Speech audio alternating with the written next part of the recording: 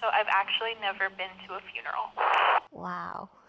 So, Gabby, maybe you can introduce yourself a little bit. Hi, my name is Gabby. I am a textile, interdisciplinary artist.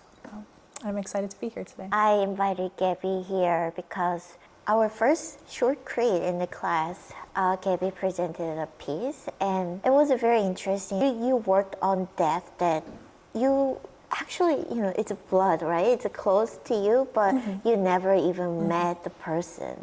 So I want to know about that loss. Yeah. Yeah. Yeah.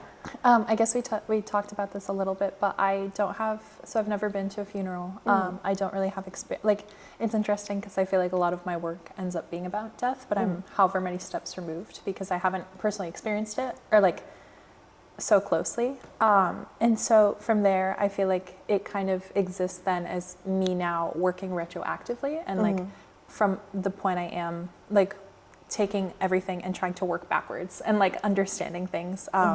It sometimes feels like digging or like trying to get to a point that's already happened. But yeah, that piece is about my grandmother dying. She died in 2014, but I had never met her. She lived in Lebanon and I lived in the US. And I don't even remember really, there were maybe like language barriers and other things happening, but I don't even really remember speaking to her. So it was someone who was super removed from my life when she passed. Your grandmother who passed away, was she your father's side or mother's side? She was my father's mother, yeah. Oh, so how did he take that, her death? Yeah, he has kind of a complicated relationship, I think, with home, as many immigrants do in the United States. He moved here when he was 20, but he hadn't been back home to Lebanon since 1997, and then she died in 2014, and he didn't go to the funeral. He didn't go back, and he is also, I mean, hasn't so explicitly talked about it. I know it was something that really affected him, but he's chosen to keep it concealed and close to him. So yeah, there's still, I think, definitely a lot there. So, like when you're working backwards, of course there are a lot of pieces I feel like you don't know, like you have to really figure out. Yeah. When you were working on that piece, is there something you still didn't really quite get it, like you didn't solve or didn't figure out? Yeah, I think I was talking a lot in that piece about like what her event was to me, or the event of her passing to me, because it's this event that existed completely isolated from everything else because I don't have any memories with her and I don't know the sound of her voice and I didn't know what she looked like when she passed, and so it kind of existed in a vacuum, and then I was trying to connect the dots back to me, but I still feel like I wasn't, I guess because there are all of these pieces that I maybe won't be able to figure out, but I couldn't really fully connect the piece back to her personhood, and so like if you swap her out with anyone else, like the piece could still exist about someone else, you know, like it's not specifically about her, but I think I've kind of had to reckon with that reality that it can't really be a piece about her so specifically, and it can't include these little bits about her personhood because they're not like accessible to me. You mentioned like your work ended up being about that. Yep. What do you think? Why is that happening? Yeah, I think it's just because I think a lot of my work started being about like loss and death when I started working exclusively with textiles, just because there's a history in my family of textiles. I have relatives who worked in textiles as well, like weavers, etc. I think one of my relatives was like a seamstress. So there's that history, and so I can't really explain it like so specifically, but when I started to weave, it kind of felt like I was engaging in like a conversation more so, and I was like, wait, like this is something that connects me to these people I've never met and I don't have connections with. Like I, for the first time, feel like I can talk to them and they can talk back to me, and it finally felt like I'd broken through and created a channel that hadn't existed, and I think it ended up being because of the medium more so, that like I was able to start engaging with these themes because of the practice of like weaving. If you are changing medium, that could be really different direction too. Yeah, I know. I've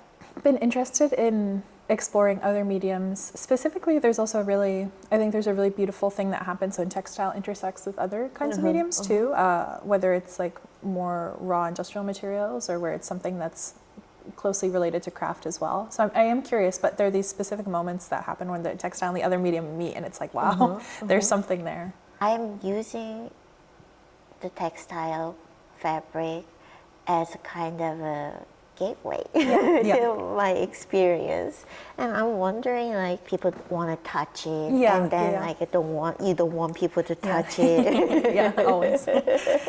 So what do you think about that? Like, I know there is, like, I do feel like no matter how much you're like, you can't touch this, there is that innate like desire to touch, because you can't complete, like, things exist in their context. Like, you can't completely divorce textile from the context of clothing or like garment or like protection or like armor or something like that. And so I feel like eventually you kind of have to succumb to that desire, because you cannot get people to give it up. But especially too, thinking about, like, I think a lot about like how when people die, they get, like, the clothes are picked out for what they wear, and like it was something that, like, one day I really started to think about, because I hadn't thought about it before, because it just hadn't crossed my mind. But then, like, I started to think about it, and I was like, oh, like, either you or someone else will pick like a garment to be in, like, with you, and like what purpose that garment then, like, the purpose of that garment must shift from like an everyday clothes. It becomes something bigger, and like, I don't know, it's something that's really interesting, and that I think about a lot. Or even like thinking about the shrouds, or like how textiles serve purposes, like in those practices too. They're really like, they're very, very present. I want to choose my last clothes. Yeah, I think so too. Yeah. But I also want people to touch it. Yeah. I just am like, what if, I always get so, I can't think about it because I get so stressed. I'm like, what if my outfit isn't what I want it to be? Like, what if it's not perfect, or what if it's not right? Or like, how do you even, are you shooting for like comfortability? Are you shooting for something that lasts? Like, how do you begin to think about like picking that out? Is it like your favorite outfit? Is the one you think you look best in? Like, it's funny. I'm curious about it. Yeah, it's like when you're laying on the casket, are you thinking about the future of your body laying in the casket, so it's gonna last longer? Or the moment, the present, like if people are going to look at you, so you're gonna look good. Like, is it all about that moment at the funeral where everyone's looking, or is it about later? Or I just, it's something that like it still doesn't fully make sense to me. And then like, I think also there is that weird like don't touch, but it's also like you're wearing clothing, like it's textile. People are going to want to touch it and feel it, and Textile is a very interesting thing. I sometimes require people to touch things. And I also really like, when you're touching it, that body oil, as you know, it repeats, and I know it gets dirty, and I know people worry about that, their artwork, but like, I want my work to be kind of a recording the whole thing, like consume that time and things. I mean, but that is just my I really relate to that, just because I do a lot of weaving projects for family, or I'll make something for my sister. And there was one time I made something for her, and she was really scared because she spilled on it. And she was like, I stained it. Like, oh no, you spent so long. And I'm like, no, like, I honestly, like, I like when it has that record of use, because it shows to me that this is something that you're living with, and it's like, it's no longer a passive object that's existing in your home, but an active one that you're engaging with. And the signs of use and like life are really beautiful to me. And like, I know there is like, the touch is so much of it, just because thinking about also the textiles I have in my home that have been made by people in the past that have passed down. There are just these moments where it's almost like you're holding the textile in your hands, and you can feel like your hands touching, but you can also feel someone else's hands touching. Like, there's this beautiful moment that happens, and it's not like something that's so pristine and protected isn't like you can't connect with in the same way. I work on textile a little bit, but very different area, right? And I'm just wondering, just in short, how was your experience? Of course, it's not just all textile, but these items are textile. So what do you think about the whole experience today? I really enjoyed the experience. you'll notice that I looked first at the like the projections happening, and so I could kind of discern that there was maybe some mending happening that I didn't know fully what until I got to the box. But then when I opened the box, that moment was really beautiful because I was like, oh wait, this is the projections that are happening. And I know even though they're not like they're representational objects, like it's not actually like actually a book, it's a representation of a book, but I feel the material really still helps that like context to be there, and that like these aren't like lived with objects, but they still feel lived with, and it still feels like you're opening a box of someone's stuff and pressing down on it and holding it and bending it, and like it was very beautiful. And I especially really liked obviously like touching the fabrics and like feeling them in my hands. And especially also the choice of the red stitching was really beautiful too.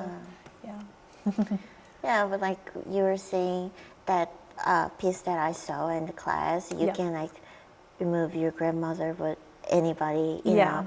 I was kind of hoping that like if it's daily object, everybody can kind of relate it to. Definitely, and it's not so specifically someone's, but you get the sense that it still is that like the meaning is still present with it, and I think I think especially important when like talking about something that is so universal and widespread and like everyone has a connection to, but like ultimately those points of connection boil down to the same kind of things, is that like someone dies and their glasses are left behind, or like it always kind of ends up, I feel like, boiling down to the same kind of things.